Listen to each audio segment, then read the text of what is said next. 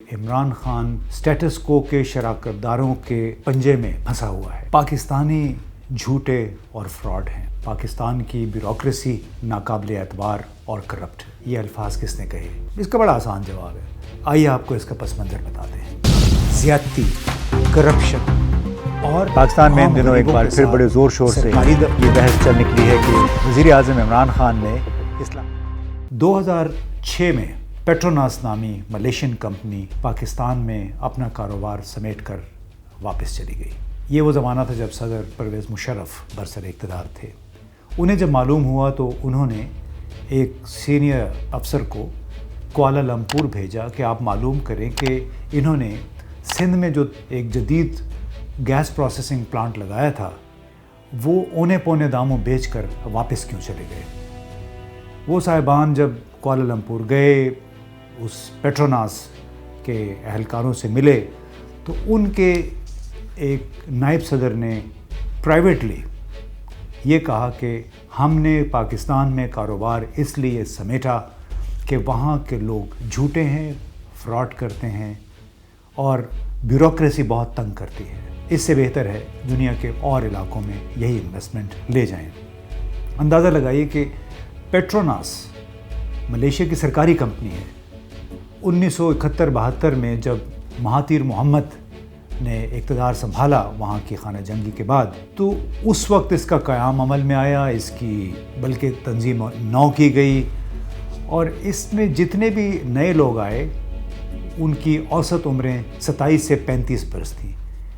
Mahathir Mohammad ने इस company की तमाम टॉप मैनेजमेंट को घर भेजा, जबरी रुखसत पे भेज दिया या रिटायर कर दिया। नौजवान एक्सपर्ट्स, इंजीनियर्स, अकाउंट्स के माहिरीन, प्लानिंग के माहिरीन उनको लेके आए, उनके साथ काम शुरू किया। इब्तिदा में बहुत मुश्किलात आई, लेकिन महातीर मोहम्मद ने उन्हें कहा कि ये मुल्क आपका है, आपने अपनी एनर्जी और नई सोच के साथ इसको चलाना है। उस वक्त तक क्या हो रहा था?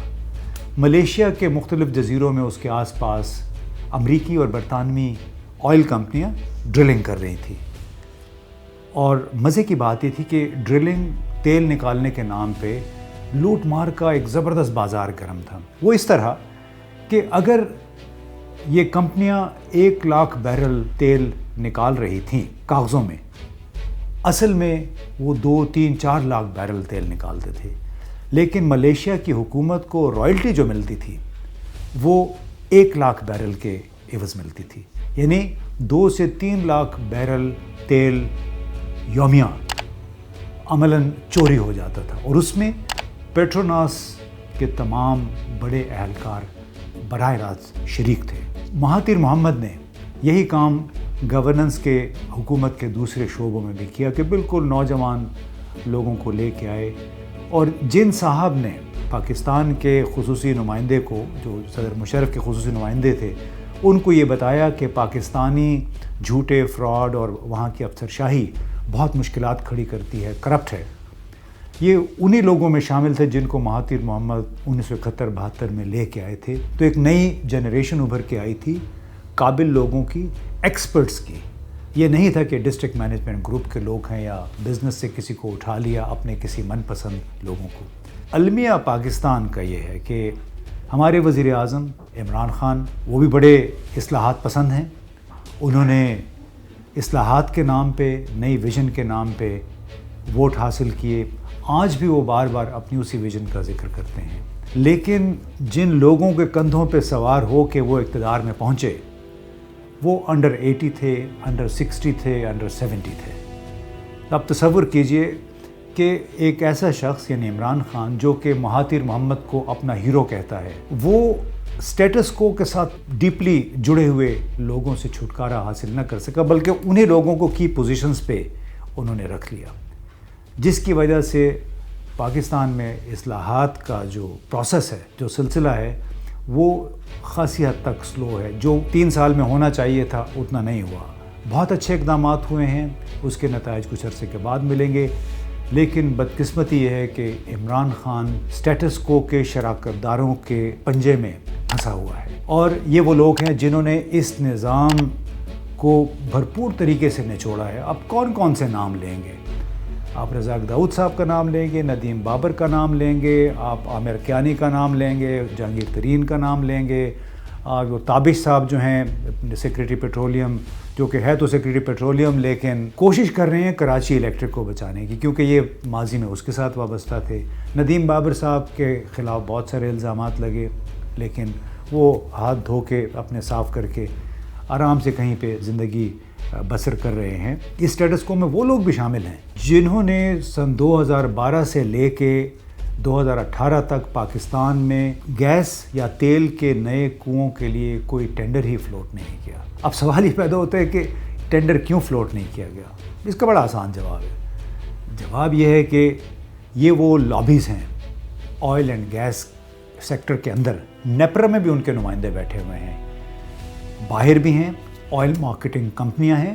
اگر پاکستان میں 2012 سے 18 کے درمیان سالانہ کی بنیاد پہ چند نئے کنویں کی ڈرلنگ ہوتی، شاید پاکستان کے پاس اتنا تیل ہوتا کہ ہمیں درآمد نہ کرنا پڑتا۔ نئے لائسنس جاری نہیں ہوئے 6 سال مسلسل، اس کی وجہ سے ہماری ابھی تک انحصار درآمدات پہ ہے۔ اور اب سوال یہ پیدا ہوتا ہے کہ ہمارا کپتان یعنی وزیر اعظم پاکستان مشکلات کا شکار کیوں ہے؟ غالباً اسی وجہ سے ہے کہ اس نے اسٹیٹس کو کے جو شراکت کار تھے ان پہ انحصار کیا، اور ان کی اپنی ایک مخصوص سوچ ہوتی ہے، جبکہ نوجوان لوگ جب سامنے آتے ہیں وہ نئی انرجی کے ساتھ، نئے آئیڈیاز کے ساتھ آتے ہیں اور زور شور سے نئی ویژن پہ عمل درآمد بھی کرتے ہیں۔ دوسرا سوال یہ ہے کہ آئل اینڈ گیس ڈیولپمنٹ کا سیکٹر جو ہے وہ کیوں مشکلات کا شکار ہے؟ پاکستان میں ہر 2-3 سال کے بعد تیل کا بحران کیوں پیدا ہو جاتا ہے؟ وہ اس لیے پیدا ہوتا ہے کہ نیپرا، آئل مارکیٹنگ کمپنیز اور ان سے جڑے ہوئے بہت سے شراکت دار اس ملک میں صرف تیل اور گیس کی درآمد کے حامی ہیں۔ ان کا بہت بڑا حامی کون ہے؟ ان میں ہمارے سابق وزیر اعظم شاہد خاقان عباسی بھی شامل تھے، کیونکہ جب وہ وزیر اعظم ہوئے اور اس سے پہلے وزیر پیٹرولیم تھے، انہوں نے نئے کنوؤں کی تلاش پہ توجہ دینے کی بجائے قطر سے گیس کی یعنی LNG کی درآمد کو ترجیح دی۔ اب کیوں ترجیح دی؟ مہنگے داموں ترجیح دی؟ اب یہ اس کا جواب وہی دے سکتے ہیں، لیکن بنیادی طور پہ حکومت کے لیے، پاکستان کی ہر حکومت کے لیے ایک بہت بڑا چیلنج رہے گا کہ آیا وہ پاکستان کو یہ انڈر 80 انڈر 70 کے ارد گرد رہنے والی بزنس مین، ایڈوائزرز اور بیوروکریسی کے درمیان جو گٹھ جوڑ ہے، اس سے پاکستان کو نکال سکتے یا نہیں؟ اور آئل اینڈ گیس سیکٹر نے جس طرح اپنے پنجے گاڑے ہوئے ہیں پوری مارکیٹ میں، کیا وزیر اعظم پاکستان کو اس سے نکال پائیں گے، چھڑا پائیں گے؟ ایک بہت بڑا سوال ہے آپ کے سوچنے کا۔